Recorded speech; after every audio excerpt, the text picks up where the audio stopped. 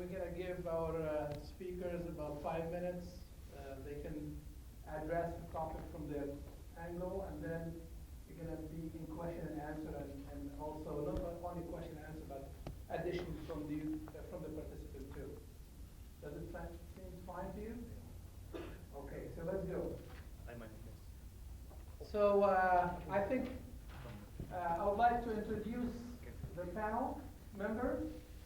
So with that, I would like to start, I think, with the newest of them, which is Rabia Mahtar, if he can identify himself so they can people see and see. So that's Rabia. So Rabia, he's just joined Texas A&M University. He's a Texas Engineering Experiment Station Endowed Chair, professor there. He has a BS and MS from the American University in Beirut. He has an MS and a PhD from Michigan State University. He just came back from Qatar, where he was the founding director of Qatar Environment Energy Research Institute. It's part of Qatar Foundation. He was the inaugural director of Global Engineering Program at Purdue University, where he went through the ranks from assistant to full professor there. He joined Texas A&M, as I said, agricultural political engineering a couple of months ago. He served on the World Economic Forum, Global Agenda Council, and Water Security, also on the Climate Change Agenda Council, Advisory Board of the UNCC, Momentum of Change Initiative, Advisory Board for the President of the University of Alberta, and the list goes on and on. So his research priorities are the development of framework to quantify the inner linkage of the water energy's food nexus that is constrained by climate change and social, political, and technological pressure, continue the discovery and impact on environmental natural resources, conservation engineering, and the design and evaluation of international sustainable water management programs. I took the liberty to go to the internet and put this together, so if you excuse me if I did any mistake. Thank you, Ali. You're welcome. So Steve Abbott, the next, he's there in the middle. Steve is a research soil scientist, USDA ARS, Bushland, Texas. His research interest, as you know by now, field measurement, atmospheric sensing, energy and water balance, irrigation crop water use, water content sensing, irrigation scheduling, and quantifying water use, etc. So the list goes on. He's active research project in the He has active research projects in the Middle East, Uzbekistan, and on crop water use, irrigation scheduling, and water management. And he worked in China, Egypt, Jordan, so he's very international in that sense. Since 2003, Steve has been ARS Research Coordinator for the Middle East Regional Irrigation Management Information System. He is a graduate of Idaho, where he got his bachelor's, and also a master's and PhD from the University of Arizona. He's a fellow of the Society of Soil Science Society of America, also the recipient of the Don Kirkham Research Award from the same society. Go to Colin Campbell, the next panel member. He has a BS from Washington State, MS and PhD from Texas A&M University. He is a research scientist at Decagon. At the same time, he's an adjunct faculty with Washington State University. His research interest in biophysical instrumentation, design, development, and application in soil physics, food science, micrometeorological measurement of field scale, and carbon dioxide transport, etc. The next is Michael Van Bevel, I'm sorry. He's an electrical engineer, and he's a CEO and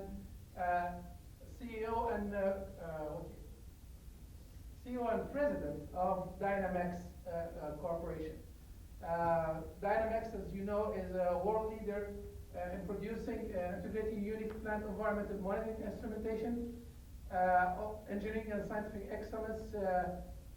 They supply the highest grade of sensor and monitoring solution, and this is also based on their website. So The next is our last but not least, and Michael Kosh, and he's the research hydrologist in the Hydrology and Remote Sensing Laboratory in the IRS USDA Beltsville, Maryland.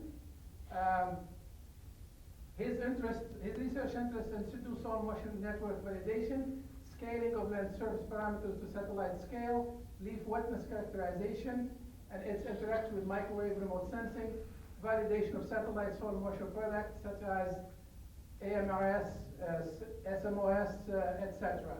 So his education background, he has a bachelor from St. Francis College, then he got a bachelor in civil engineering from Penn State, and then an MS and a PhD from Cornell University. So with that, please welcome our panels. And thank you. Ollie, you forgot Ole. Oh, no, I didn't forget him. I was ahead of myself. Thank you for Dr. Oli Wondroff. He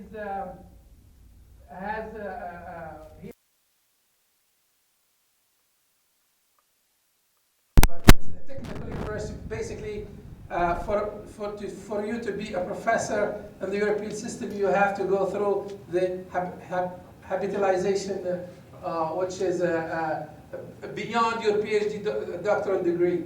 So, and we do that in my back home country, Tunisia, too. So that's, so his PhD is from University of Göttingen, Germany. He has also a diploma from the same university. He has been through assistant associate and full professor at his current position in University of Kentucky. Also, his research interests are landscape processes, soil and water and solid transport processes, transport processing, well-drained soil, and are interested in the impact of soil management. He's also interested in spatio-temporal biomass development, also in spatial pattern of biomass during growing season, on-crop sensor observation in combination with stochastic modeling. So as you can see, we have a very very good expertise, presenting a variety of expertise on this topic, from the industry to academia, a combination from federal research agencies, etc. So I have some question. When I asked them for the panel, I said, these are some of the questions that we might want to look at it for the outlook of soil moisture sensing in the next 10 to 15 years. Some of the questions that I have in mind: what's the leading role which water sensing can play in global water security, food and energy nexus? What are the specifications of our dream water sensor? If you want to dream your Cadillac sensor, what do you expect from that sensor to be? Is it multi-frequency smart sensor? Is it on transmission capability? And I think we elaborated on that yesterday. Assess the different soil physical and chemical information, a sensor that transmits its own data via different platforms with different logging capability, water content, metric potential, EC, variable logging intervals, data transmission, through different networks, quality processing uses, sharing the data, and this is a big thing right now. What type of initiative can the industry, academician, and researcher jointly take on? If we would like to see this, what we would like to see in the next 10 years or 15 years, what should we do as a group together? How can we explore some of new technology and sensor used in other application? Can we put together a team to write a grant for next sensor generation? So there are plenty of questions there for answer, and I'm going to leave it for the panel. And please, we'll start from Mike and we go on. You have the microphone there. Which mic? Mike and the nearest mic to me here. I'm from USDA, so we will stay out of sensor development for now. At least I will. Steve might have a different opinion. When we talk about global water security, we also talk about global food security, because you can't have food without water, generally, unless you have something new that you know about. And the food energy nexus, energy is also critical to that because soil moisture can also play a role in wind turbine development for predicting where's the best place to put your turbines. So it really is everywhere, and as Todd was pointing out this morning, the sales pitch that needs to be made for soil moisture importance has to be made, and it hasn't been. And lots of people say to me, why do I care about the top 5 centimeters of soil? Well, that's the interface. That's the lowest fruit, and that's what drives that land-atmosphere interface that will affect, it doesn't have, you know, we talk about root zone and mesosome depths, but it starts at the surface. Precipitation is where it enters, and evaporation is where it goes away. So for us, getting at that near surface is critical, and looking through the rest of the comments or questions you had, there's one big thing. What's my big goal? When I have a sensor, what do I need? What would I rather have? Do I want to have capacitance? Do I want this? I hope this came out with my talk. I don't care what it is. I just care that I can make it right. I can get it to be accurate. I don't need it to be accurate when I put it in the ground. It would be great if it did, but as long as I can get to where I can rely upon the measurement in the long term. I know that's fairly impossible to do, but using the public outreach to demonstrate that there's a critical need and an infrastructure need, as Mike Lucky was pointing out. People put these things in and then walk away. And I've had discussions with people in other countries where they put these things in a couple of years ago and no one's been there since.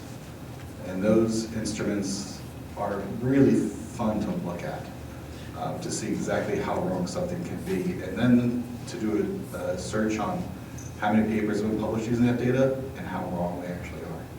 So accuracy and scaling for the sensing perspective is the biggest thing as far as importance for me going forward. Thank you. So let's go to the next panel member. Good morning, and thank you, Ali, for your effort and the rest of the organizing committee. When Ali and I were talking about this, and I thought this is the golden opportunity to make this pitch that I discussed with Ali earlier.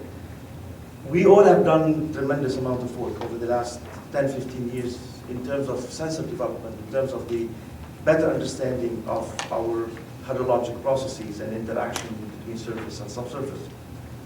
However, we have a bigger community of audience that we need to reach.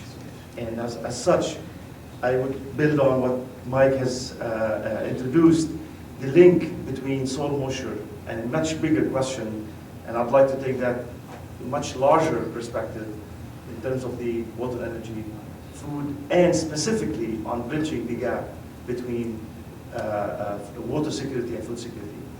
And I think this is where I would use my 5 minutes that Ali have asked of us.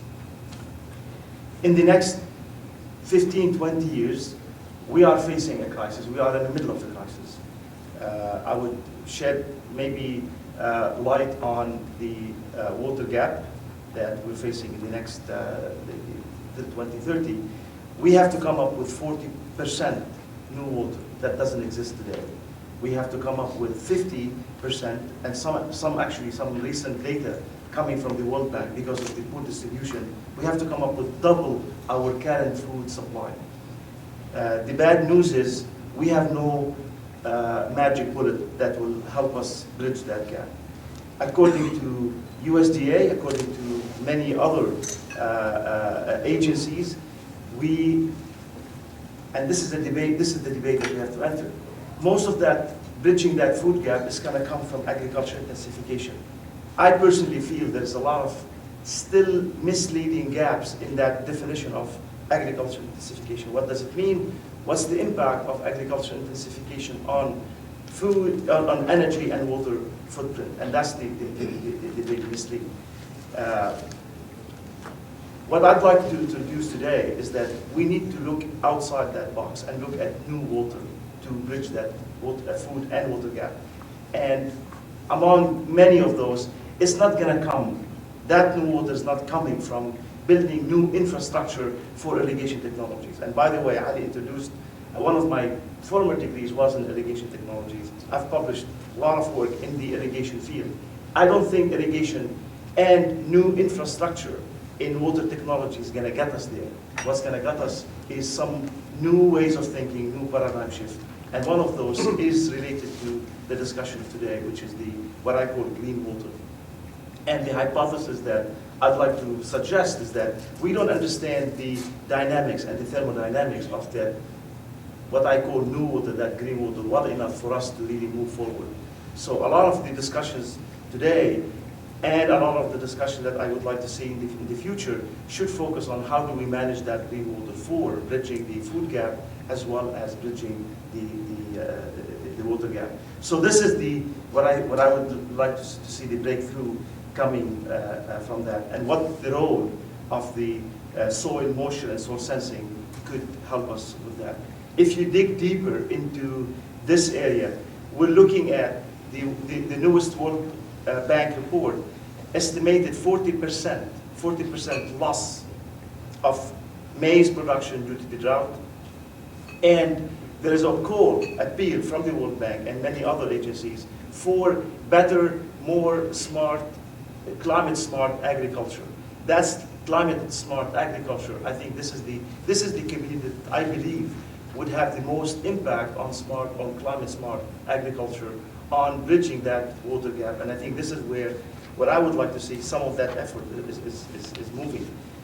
If I go a little bit even deeper into some of the discussion that happened today, I think there's really a big gap into our ability not only to look at NEON-like initiative, which by the way is a great effort, but what do we do with the majority of the land cover globally that does not have access to this data, that do not have the privilege of on-the-ground sensing? How can we help better understand that soil moisture in some of these areas? And I'd like to point out, for the sake of this audience, 3 different challenges that we face in the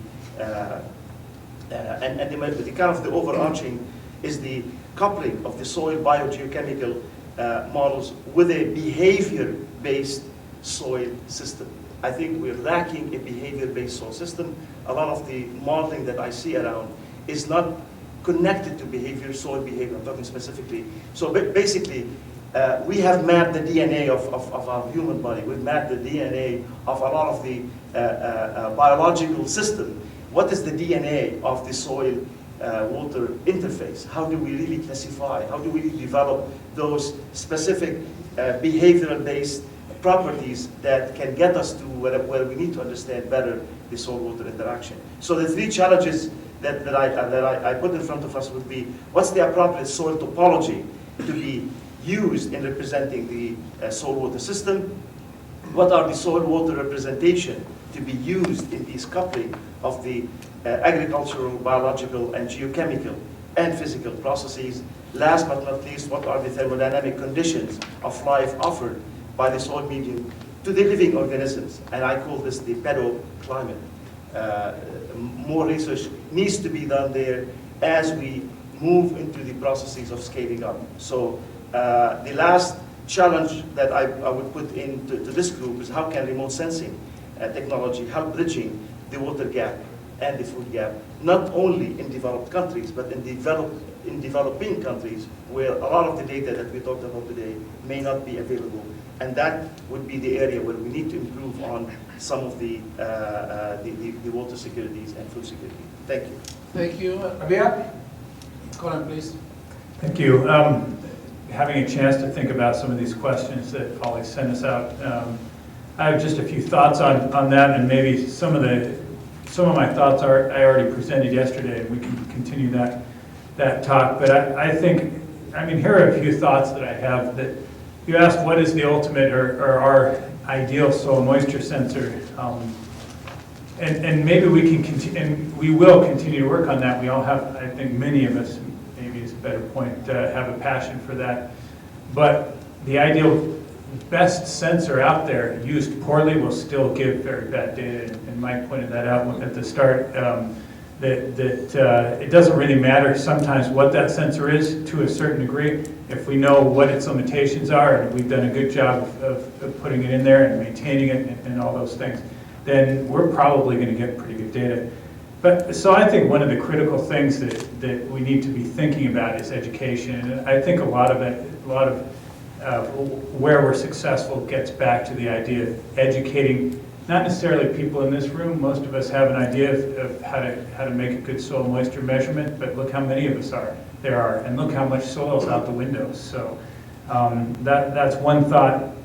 I think in the process, sometimes we get too focused in on some of these things, whether it be what is the ultimate soil moisture sensor, or even what is the best measurement network to describe, or how are we going to get soil moisture measurement out to the world, or anything like this. I think as we consider these things, it's best not to get too deep into any one of these things, but it's also really important that we make sure in the process that we don't quickly move over some important issues. I want to make sure that when we think about this, a lot of our discussion centers around soil moisture, but as was described by Mike, that it's the soil, plant, atmosphere that really matters. I think we have to understand the fundamental physics and biology and chemistry, et cetera, as you talked about in the process, that understanding is critical for us to make progress. And I think progress is going to always be based on very good science. So the question, one of the questions a comment on the question was the best soil moisture sensor. As a soil physicist, I would say the best soil sensor would be a water potential sensor, and the more the better. Except where, in the case of Todd, where we're trying to do a water budget, most of the things that plants are interested in really don't have anything to do with water content, if that's all we know. They have to do with what is the energy state of water in the system and how a plant's going to get that. And so I would say the ideal sensor or even system looks a lot like a thermostat inside this room. I don't know if you're comfortable right now. I think it's a little cold, but I'm from the north, so maybe I'm having trouble equilibrating here. But we're mostly comfortable indoors these days, and it is because we have a system that just, we kind of tell what we like, and it keeps it there. And so an ideal soil moisture sensor is something that helps us understand what the environment is like and try to keep it that way for the plants and try and understand when it is out of line. And again, that really goes back to this question of water potential. And water potential, in the end, the reason we don't measure it as much as we do water content is it's darn hard to measure in the end. And we do that. We talked about it a little bit. I saw it in a couple slides, but really has been avoided. So I would say that's of interest. And anything we do, just as a final comment, I think that we need to start small and focused. That while the problems are big and sometimes we dive down into certain areas, that we have to take this one bite at a time, just like the big old Texas steak that you eat down here over in Somerville. You gotta start that with a knife and fork and one bite, and maybe you'll get your 72 ounces down. So that's me. You want that steak, Steve? What an image. You make us all hungry here. Yeah. I want to go back to that large-scale worldwide perspective that Robbie started this off on. I'll bring it down to begin with, though, to the United States and agricultural intensification. If we look at the statistics over time, over the 1900s and into the present century, there are some amazing stories to be learned about agricultural intensification and how about increasing water use efficiency and increasing food production has occurred while we're using less water, and while agricultural inputs have remained constant since about 1950. Now, those are two facts. They're in the statistics. And this has happened because the country has, in great part, converted from surface irrigation to pressurized irrigation. And the advantage of pressurized irrigation, the country right now is over 52% pressurized irrigation. And that's not counting the census of agricultural that will come out this year in May. We'll get the figures for the last 5 years through 2012, and it may be up to 55%. It's certainly increasing rapidly. Part of the reason it's increasing rapidly is irrigation is moving east in this country as the West runs out of water and old surface irrigation systems are retired. But even in the West, surface irrigation is going by into the past because we don't have enough water to irrigate that inefficiently anymore, and people are putting in center pivots and drip irrigation systems. In the high plains in Texas, we have 80% of the irrigated land under center pivot, 5% under drip irrigation.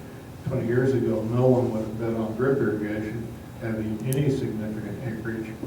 In Kansas, 95% of the irrigated acreage is under center pivot irrigation.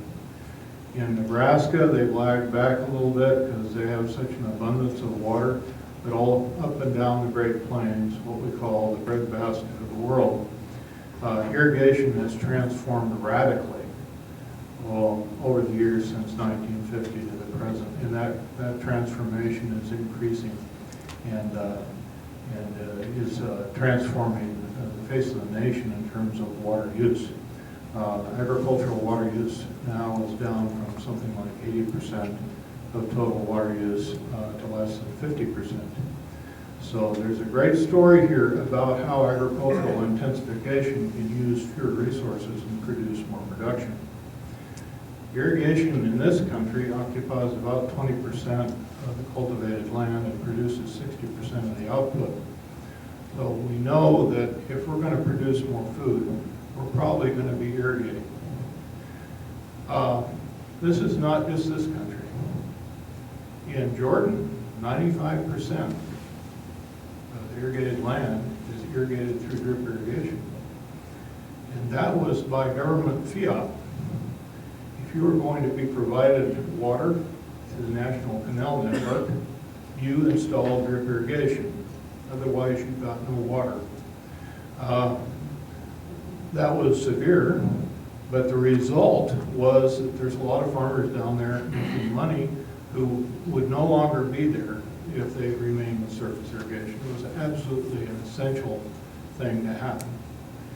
In the Jordan Valley, 35% of that area that's irrigated is covered in plastic houses, where the water use is 50% of what it is in the open field, and production is often twice as great. So these sorts of transformations are happening in many unexpected parts of the world. Now, saltwater sensors. In irrigation management in this country, we've already done a lot of the easy stuff. We've converted the pressurized irrigation systems, whether they be center pivot, hand move sprinklers, drip irrigation. I hope the hand move sprinklers go away. That's a tough job. There's lots of stinks out there. But we're converting, and as irrigation moves east, and that's what it's doing in this country, irrigation is moving to the rainier parts of the country. As it moves east, all of the new irrigation will be pressurized.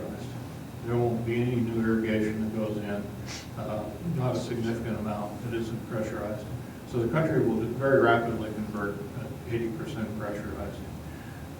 And why is irrigation moving east? Well, one, we're running out of the water in the west. But two, we've got climate change, or climate variability, or whatever you want to call it. But Iowa, Illinois, lots of places in the Midwest, irrigation is taking off. The Mid-South, eastern Arkansas, which gets 50 inches of rainfall a year, is almost all irrigated now. Eastern Mississippi along the Mississippi River is almost all irrigated. Louisiana is largely irrigated. Georgia, Alabama are converting to irrigation, and they're doing that for two reasons. One, they can no longer economically keep these farms in production with crop failure. So they have to have irrigation systems. Do they use them a lot? They may only use them once a year. But that's the one time in the year that makes a difference between a yield of optimal production and a yield of maybe 50% of that. So economics is driving that production. So coming back to saltwater sensors now, how many of these systems do you think are driven by saltwater sensors? 7%. Yeah, not very many. Why? Our ideal saltwater sensor is one that gives us accurate data and feeds into a system, is able to feed into a system without user intervention. So that the producer that's managing that system, and producers do manage these irrigation systems, has an easy app, if you will, an easy way to make a decision based on that saltwater sensor and sensing network that doesn't require user intervention. If these are going to be adapted for more efficient irrigation management, and they must be, because that's the next big wave in water use efficiency in the country. We're already converting to pressurized. We now have to convert to better management. And we've shown, research has shown over the years, that with limited irrigation management, we can actually increase yields in many crops and vastly increase water use efficiency. We have to manage better. We have to have the sensor systems that will allow us to do that. They're affordable, easy to install, have wireless access, can be put in by a third-party company and handed that data over to the farmers. And there are systems out there that do this, but we need more of them and we need better.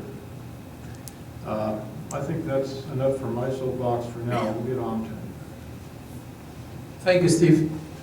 Mike, please. Thank you for having me on the panel. I appreciate your time, and welcome to Houston. This is the home where Dynamax has been for 25 years now. We're just celebrating our 25th year anniversary. So it's a great day to be here. This is one of those special days where it's low temperature, low humidity. The Chamber of Commerce couldn't write this one up any better. So I have 4 points that would like to, I think, that would help to address your main questions. One of those points is that Dynamax and Delta T, whom we represent, and of course all our comments that I've been making are just from the industry viewpoint to help working with the scientific community. So the emphasis has been on quality of data and the quality of the sensors. And so what we're looking for is to produce products that have accuracy that's consistent over time and over a range of soil types, all the way from sandy soils to clay soils, the full range. And that where the range of the moisture that we're looking for is all the way from wilting point over to the plus side of saturation. So, and in the salinity ranges where soil moisture is, I guess practical, would be looking at something that's in the 0 to 5 decisiemens, perhaps as much as 10 decisiemens.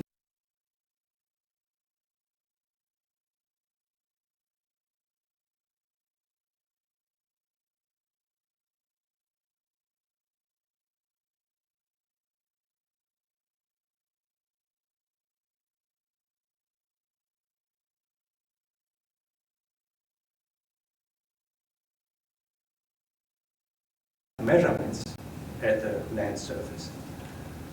But I don't see that as a very dramatic problem. We just have to be aware what information that specific sensor at a large scale gives us.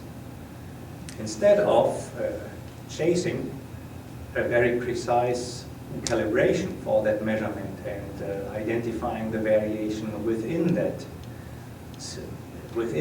area of influence, I would say, why not taking that sensor observation as it is, as an indirect measure of some important status that happens in the neighborhood. What I mean by neighborhood is, if we get any index, any number of a signal from a remotely sensed tool, what does it tell us about what is going on deeper in the soil? That's very important. And also, we need to study and get experience in what is the rate variable that is related to this state variable of the sensor. That's what I meant yesterday by my comment. We may need to look into temporal changes that are indicated by state variables. So, for example, if indeed we want to enable ourselves to make a weather forecast from a sensor measurement that covers a domain of 10 by 10 kilometers, I don't think we ought to chase that soil moisture variability in that area. We just need to study how the rate of changes develop with different levels that we can measure at that scale. That is the important thing. So that is what farmers do, and that is why so much of irrigation, which means either gain or loss for the farmer, by so little is based on sensors right now, because farmers use their intuition. They know if they get out to their field and they know their spots, the early indicative spots in the field, they know as soon as that spot shows earliest signs of water deficiency, they need to be on it and turn on the irrigation, because the rest of the field will suffer irrigation in the next few days. So all these indications we need to work on. I don't think we can ever be successful in doing this fully mechanistic, fully physical calibration. I have great appreciation and think we should further look into precise calibration at other scales. I also want to suggest that, it is my impression, let me say it in a different way. It is my impression that many of us, probably including myself, many of us, as soil physicists, we like our beloved equations, our transport equations, the Richards equation. I think we haven't done a lot since that equation was developed. We haven't done enough. We haven't done our homework. Now we need to develop new equations and new concepts to deal with large-scale measurements. I don't think that Richards equation is valid at a large scale. It is valid at much smaller scales, at profile, at the soil column scale. So I think there's a lot of things to do.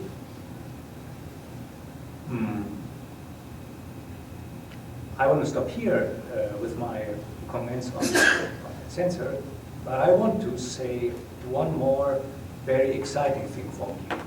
And that thing is really what makes me very, very proud to be a member of this community and gaining a lot from this community. Think of what we are doing and think of what has been said so far in these past few days.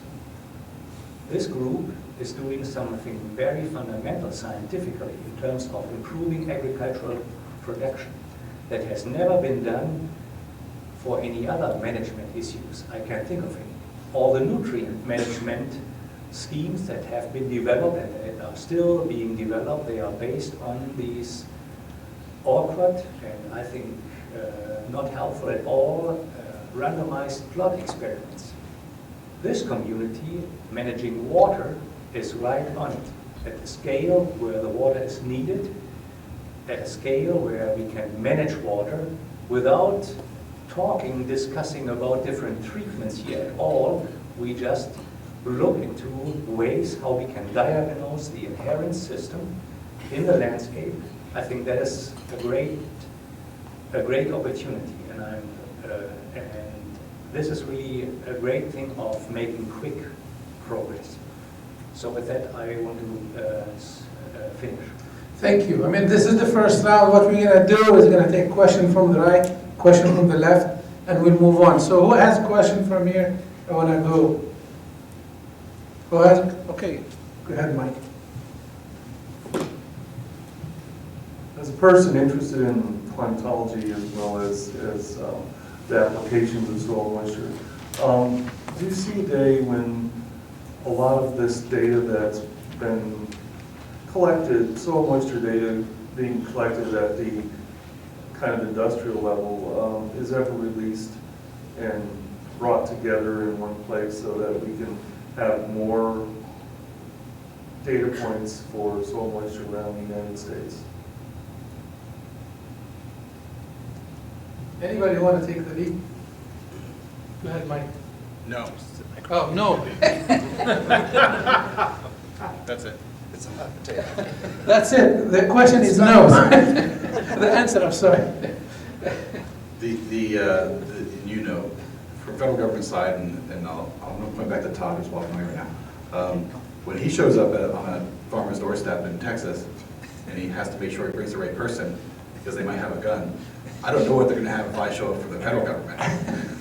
Because they're going to say, what's that? They're going to say, because they only believe in Texas. Proprietary information is a big deal for farmers, and they guard it. There are parts of USDA I can't talk to, because that's the same agency, essentially. So trying to get data out of another part of USDA is impossible for me, because they've signed away rights to distribute just to gain access to farmers' information. We've attempted to get information from other groups that run irrigation systems, large-scale private companies, John Deere among them, and it's nearly impossible to get that information until the idea of privacy goes away. That information is going to be locked away. But to think about how valuable is that information, because from a climatological perspective, they're mostly related to irrigation. So they're in irrigated fields. They're trying to learn, do we irrigate now? And percentage-wise for climatology, it is important to know how much moisture is in the irrigated part, but that's a small portion of the overall landscape. So. To Rabia, after that, to Steve. This is a very important question. Google has started an effort, the World Bank earlier has started an effort to, not necessarily US-based, but global data set on water. There was a kickoff of a Google Water that didn't really go far.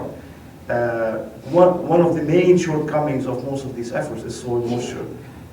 This is the hidden treasure that nobody has looked at as a resource, and I think maybe this group can look at it, because I think it's very, very important to put the soil moisture on the map of Google Water and the World Bank water effort, because that's what they look at, that surface water, they look at any other water resource. But the message also needs to be brought up that the hidden treasure that would help us bridge that future resource gap would be that soil moisture. So thank you.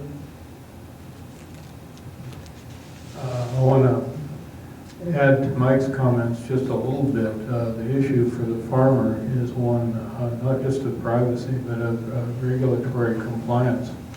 The soil water data that the farmer is paying for from a private company remains private for the farmer because it can be used against him by regulatory agencies. And so it's unlikely that we're going to see soil water content data that is paid for privately ever become public, at least in commercial agriculture. On the other hand, what Robbie said, get on and look for weather. Look for weather in Amman, Jordan, or Tashkent, Uzbekistan, or Cairo, or Ouagadougou, for that matter. And you'll find it, because there's an underground weather network people are contributing data to.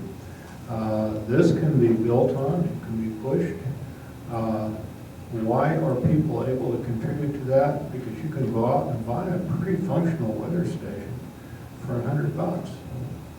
Now, you haven't got all bells and whistles, and we wouldn't use it for research, but, the quality is good enough to be useful. And if we have solar sensor systems that get to that level of inexpensive but still decent quality, we'll go someplace with it. maybe just to follow up on that, I presented yesterday talking about John Selker and some of his thoughts in Africa, and that's certainly one of his goals, to try to make soil moisture measurement a part of this African weather network. So, and really, at some point, if that becomes part of the thought process, that when we deploy something to try to measure the soil plant atmosphere, that one of those pieces is the soil moisture, and if we can create the education in such a way that people know how to install them, so the data are good, whatever that means, and how we define that is another probably topic. But I think that we'll end up seeing these things at least on publicly available public land. The idea, I think, in Africa is to go stick these in somewhere around the schools or the town centers. I don't know what information that's going to give, but that's their idea. And maybe it's just getting that into the public consciousness, that when we look at it, on weather.com, that we expect we'll see the wind speed and the temperature and the relative humidity, but if we expected to see the soil moisture, then we probably see it more often, and then it become more available. Another question here or comment? Yes. In Texas now, we have 85% of the population at least living in urban areas, and I want to ask you a question regarding non-farmers. We have a big need for water conservation in cities by people in general, and we've done a study actually where we found that we modeled potential irrigation based on typical homeowner use compared to maybe using soil moisture sensors, and we found that we could save 60 to 90% of water in urban homes, personal homes, and I'm very surprised at the lack of wide availability of soil moisture controllers for homeowners that require very little input from the owners. Even for research, it took me a few days to find not very good scientific system that I'm trying to use right now in an experiment. But there's and even from the scientific side, there isn't a lot of research on maybe how many sensors do we need in a yard that would guarantee at least a good aesthetic look for a homeowner compared to guaranteeing a good agricultural product, which might need a different outlook. Thank you. Go ahead, please. I got to the mic first. Actually, there's a EPA-supported smart water application technology program that the Irrigation Association has been involved in for quite a few years now, and there are quite a few systems out there for that. Some of them do involve soil water sensing. One with which I'm familiar is the one from Oklahoma, specifically for landscape irrigation. I think one of the reasons you don't see them used is that we don't require homeowners to use them in a lot of places, including most places in Texas. And if you don't require it, it's not going to happen. I drive around Amarillo and we irrigate a lot of concrete and asphalt. Actually, I walk around my neighborhood and I have to step out in the middle of the street to keep from getting soaked. They're irrigating me too. The plain fact is we haven't gotten very serious about water conservation in this country. By and large, there are some exceptions, and those exceptions tell the tale that it can be done, definitely. It can be done by restricting the amount of lawn that a yard can have. It can be done by raising water prices in urban areas. That's a pretty effective tool if people are willing to do it. We can certainly solve this problem. An interesting statistic is urban grass water consumption is greater than that of corn, and there is 5 times as much irrigated grass in urban areas in this country as there is irrigated corn in this country. Think of the water savings. I've got one comment, just pass it over to Michael. I was going to say the same thing as Steve, but the point is, I think that every morning I walk out of my door, walk to work in the summertime.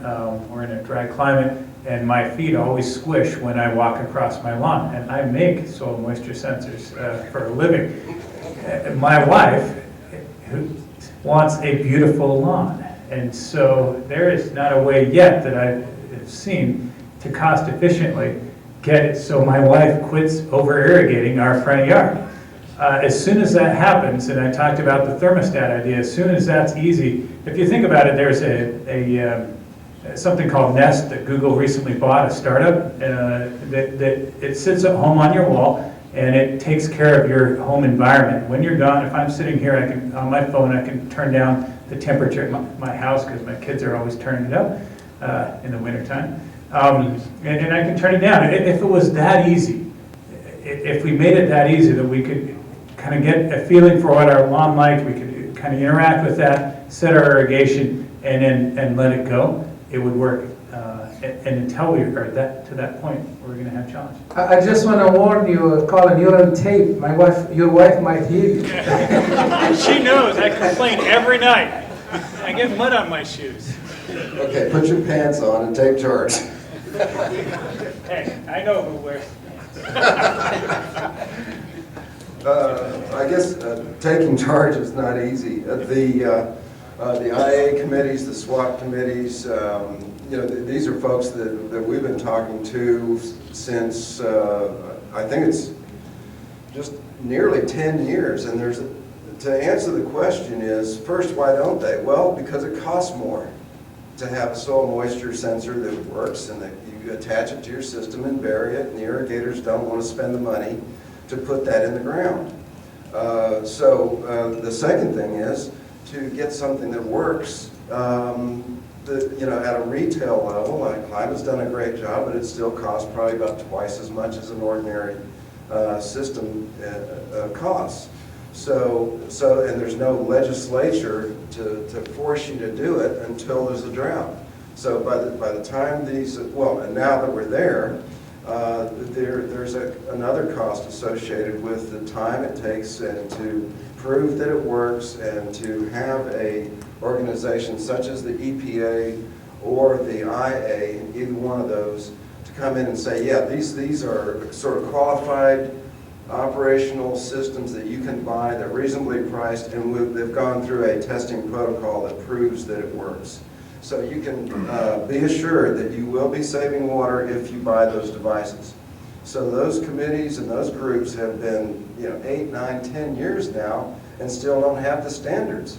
It's just taken forever to do that. This community could help by putting significant energy into defining those standards and getting off out of the starting blocks. So EPA's getting there, the ASABE is getting there, and the idea is, well, if you can define it and you can define the standards that you want to qualify this so that it's going to save water, we'll build the darn product, and you'll have it out there. Thank you. I have another question. I have a question, I guess Steve could address it probably first. As we move irrigation east and we rely more on rainfall for the majority of our water, are we going to increase or decrease our need for spatial management of water, let's say on the center pivots? Increase. And I want to make a point that I didn't make in my original diatribe, and that is that every place where we irrigate, we increase overall water use efficiency. There's a big perception in this country, driven by several books that don't serve us too well, that irrigation wastes water. Well, irrigation certainly can waste water. But if you look at water use efficiency, the amount of crop yield, its economic yield per unit of water used, in almost all the crops we grow in the Great Plains, the water use efficiency is doubled by irrigation. And the reason for that is that when rainfall is insufficient, that water is still evapotranspired. That water is still used, but we don't get much yield for it. When we begin to irrigate, even minimally, we guarantee yields and we get much greater water use efficiency. This is true for wheat, sorghum, maize, you name it. Now, as we move east with irrigation, as I pointed out, one of the reasons that it's moving east is because of these periodic droughts during the summer that are reducing yields. And profitability is severely damaged by this, and so is water use efficiency. Even though in eastern Arkansas it may rain 50 inches a year, and a lot of water is consumed by our crop, when it suffers due to that 2-week drought, water use efficiency goes down the drain. So irrigating a little bit really increases the water use efficiency. Now to get to your question, as we move eastward, the agricultural areas tend to be on soils that are, one, more hilly, and two, more variable. A lot of the soils in the Midwest, and this isn't all the soils, there's sort of a line as to how far south the glaciers move. There's a lot of glacial till soils. We were contacted the year before last by a group of farmers in Wisconsin needing help because they were installing center pivot irrigation systems, and they were having terrible problems with the variability of their soils. So there will be more and more demand for spatially variable management tools to allow these irrigation systems to be used effectively without deep leaching, without nitrogen loss into the aquifers and into the streams, and a whole host of problems that can result from poorly managed irrigation. So yes. Thank you, Steve. I think we have 5 people who want to talk, so be brief from both the audience and our panels too. We know the topic is very, very interesting, and I think what would like to also suggest, if we can a little bit zoom in on what should we do. I mean, I think it's, if we can focus a little bit more about concrete steps or efforts, if we can make the suggestion on that sense. Good, thank you. I would like to make a comment, and that is on the emphasis that you have rightly put on the cost of our measurements. And I apologize for saying something obvious, but I think we ought to keep in mind that there is a difference between the cost of the sensor and the cost of the measurement. It is the cost of the measurement that is of interest. The sensor is only a part of it, but we need to also consider the cost of installations and tending the system, and of course the data transmission. Now, with that respect, I think I see at least a close link between cost and accuracy. What I mean is that having a system that doesn't perform particularly well, so that it requires, for example, a soil-specific calibration, that increases the cost considerably. And so I think that link should be always kept in mind. I'm going to stop here. I wish I could do a second comment. If you are brief. The brief one is about the urban area and the issue of soil water conservation. I think the specific products for the problems may be a solution, perhaps not the only one. I am by training a hydraulic engineer. I do remember that when I was a student and we were studying water distribution systems, I was struck by the difference between the United States and Europe. For example, in Europe, our systems are designed to deliver 300 liters per capita per day. In the United States, they're designed to deliver 1,000 liters of water per capita per day. So monitoring moisture of your loan may be an option. And I'm going to say something that it may cost me the job because we produce moisture, but not the only one. I think there is also a cultural factor in here. We waste water in many ways. Thank you. I think it's, I take it as a comment, right? Or you want to react to it? Go ahead, Steve. I'll react. If you are brief, please. Well, I sort of disagree with the accuracy cost trade-off, and the reason I do is that I have seen the accuracy of available sensors greatly improve while the cost seems to be declining somewhat. So I think we're seeing a transformation within the industry towards more accurate sensors and they're, not super expensive. They're not a Tektronix cable tester. Right now, I think they cost $18,000 new. They're very low-cost sensors that are pretty accurate. So I think that perception might be a little bit off. Okay, according to the program, we're supposed to end right now, but do you want to give 15 more minutes so that we can get more people? We still plenty have of time to, so I think okay, that's okay. Dr. Ali is telling me to be brief and it takes me 15 minutes to over. I actually know that the devil is in the details. We have how much data is enough data. When you eat bad food and you go to the bathroom several times, you call it diarrhea. And there is a problem of dataria, that we might have too much data that it is difficult to make use of data. We have talked about academic silos, that the way we work together, the way soil physicists deal with water perhaps is different from how plant physiologists and breeders deal with water.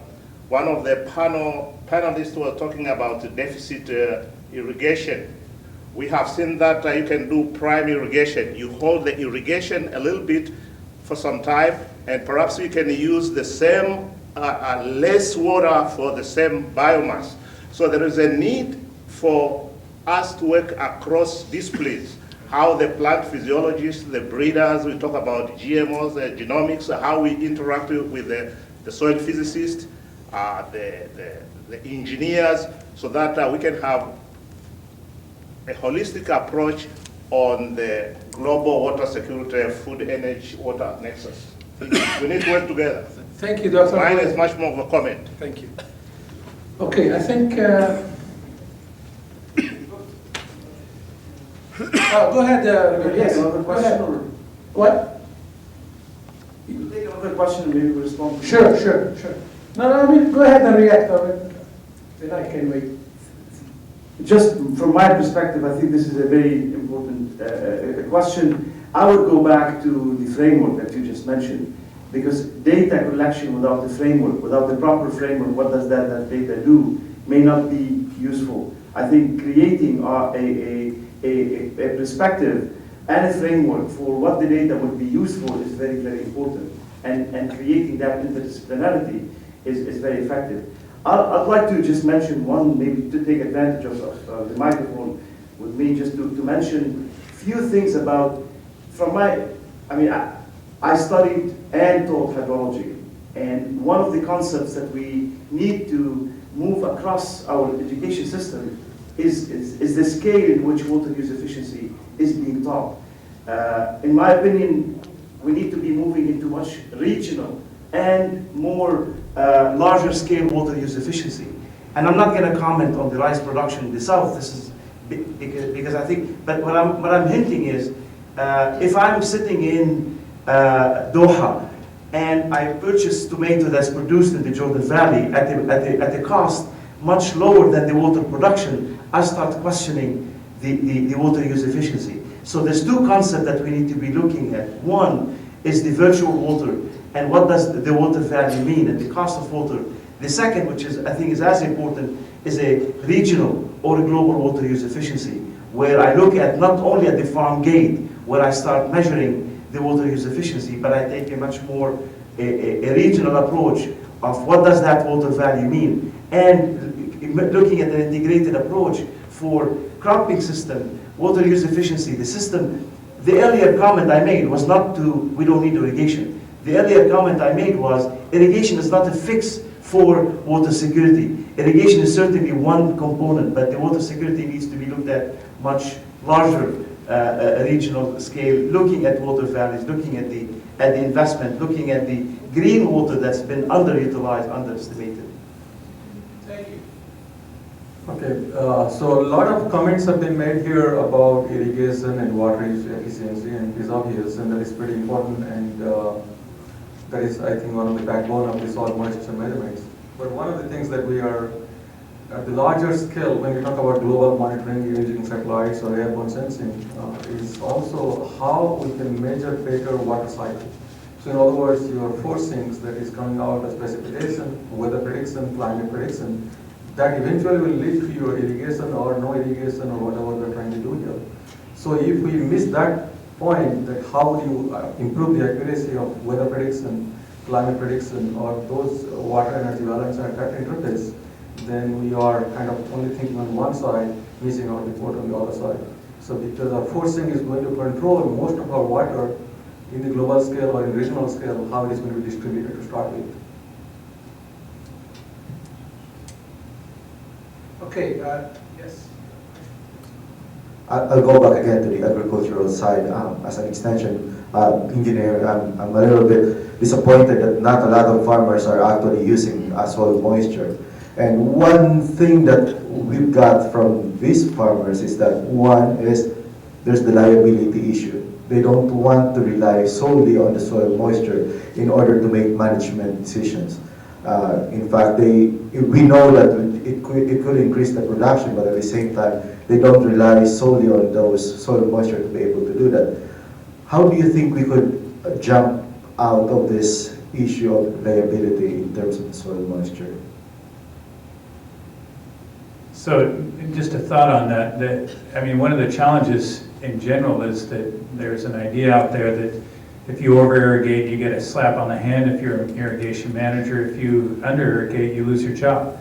And I think some of the reasons why we don't, we don't see this going more into the area of irrigation management is just that concept. They are worried, you're talking liability. I mean, all of us really fundamentally as we do our jobs here really like our jobs, I think, and what that brings us and our family. And so if that really goes and affects that, that changes the field a lot.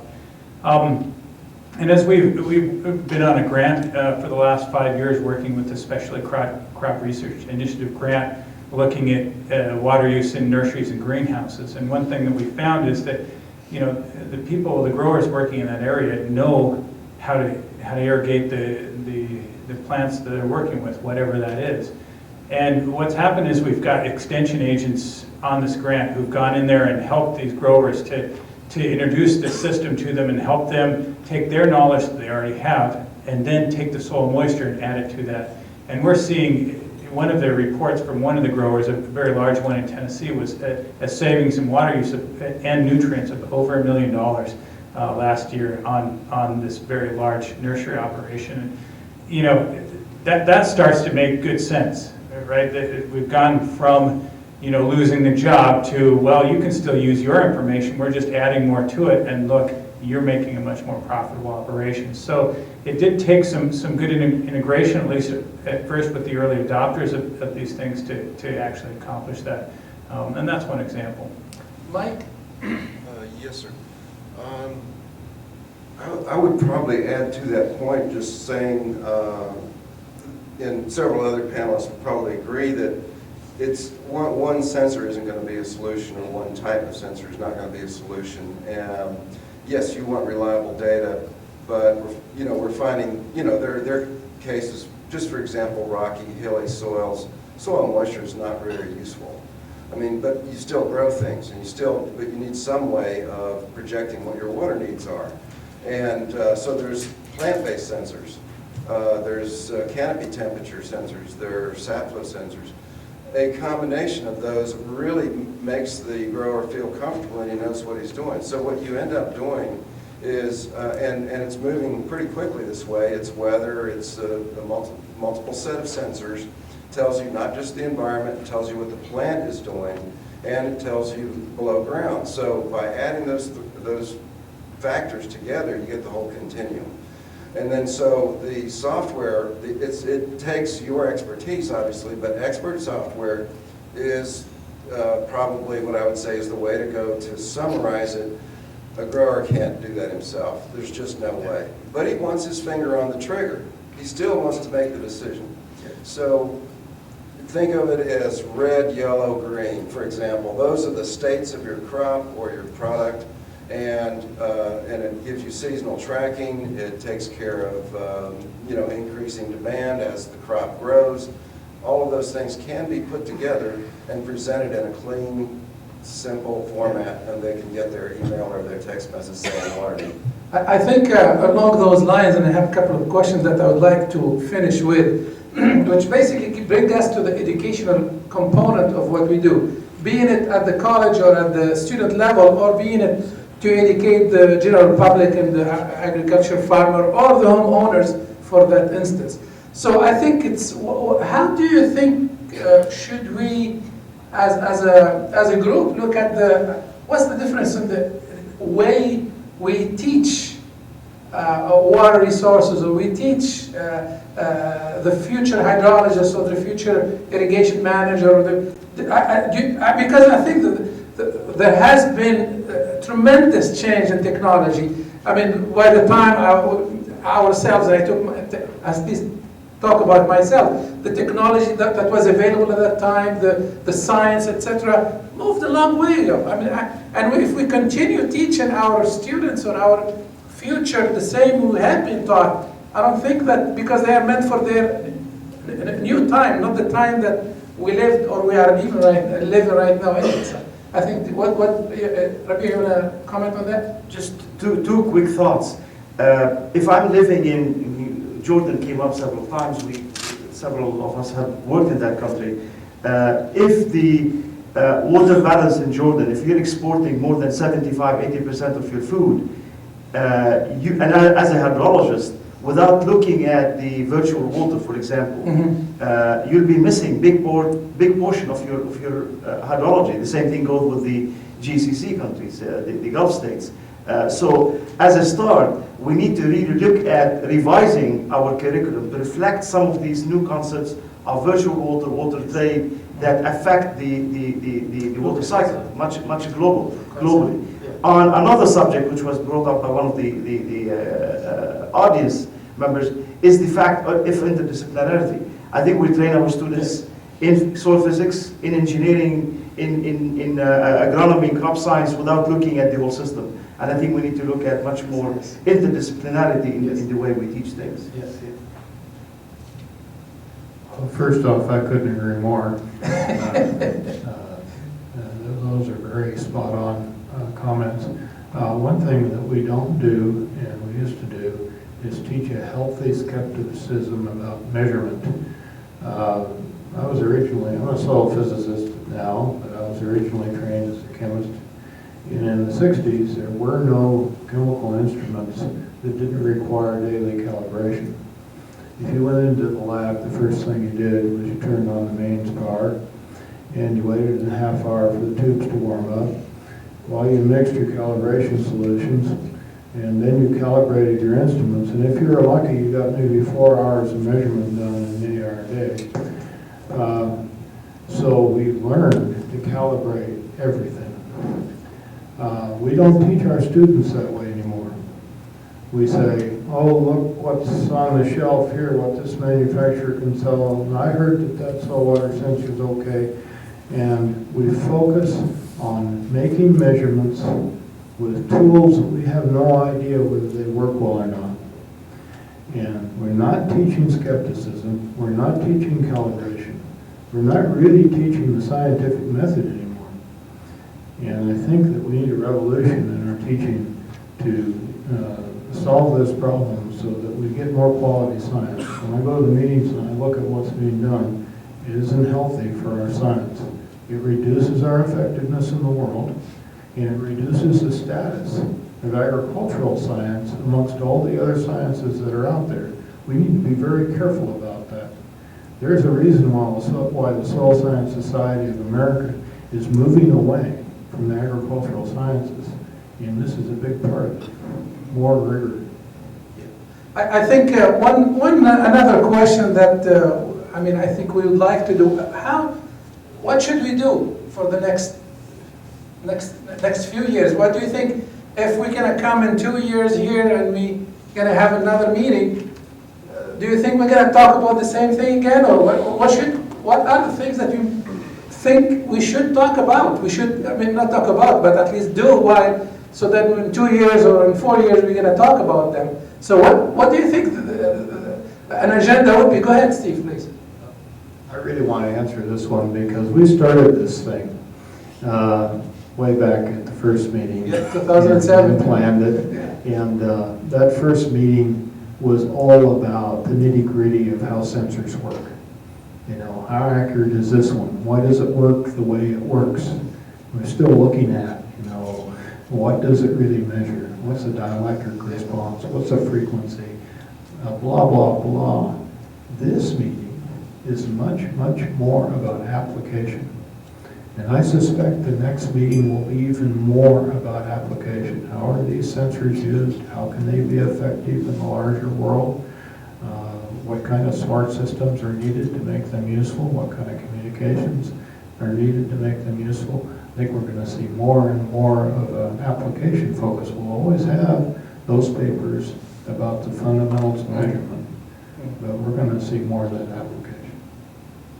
Maybe just a follow-along comment from Steve. I think, Yes, please. you know, all these questions that have been asked, like what are we doing about irrigation in the urban areas, and what are we doing about farmer adoption, what are we doing about these things?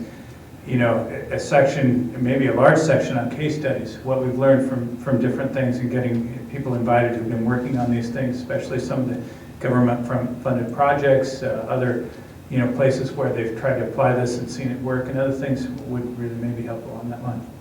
Good. I think, any other comments from here? I guess I think what I would like to go from here is, this is a startup of a discussion that I think we should continue as a group, and continue in raising some of these questions, and also exchanging ideas, and see what are the things that really we need to concentrate on and to work on, so that we can, because we have to keep what you call it, in mind the goal, which basically what was mentioned about food security, water availability, etc. So these are very important goals that we really are doing this. It's not for the sake of the sensor itself. It's not to do the sensing for itself, but to reach a goal, which is to have ample water, clean water available for everywhere, to everybody. So I think this is the type of the goal that we are achieving it, and how can we contribute to that? Because we don't want to, I think it's good to talk about nice theory we're doing, nice things we're doing, but I think we should keep in mind the goal, why we are doing this, why we are all here. Even in my job, why am I as a hydrologist? Is it to study the hydrology? It's nice, it's fascinating, but the most important thing is to help provide clean water, available water for everybody at a reasonable price, and also acceptable by the people. And you can see the connection between hydrology, economics, health, etc. All these gams of topics. I think I'm going to stop it here, because I'm hungry, and I'm sure you are. And I think the discussion will continue. And I encourage you, we're going to have a discussion, what you call it, through email. So maybe if you didn't register for with our staff there, Ms. Schaefer and Turner, please do so, because we're going to use it so that we can reach everybody. We're going to have a discussion to continue after this meeting, hopefully. Thank you very much, and I will see you, we said at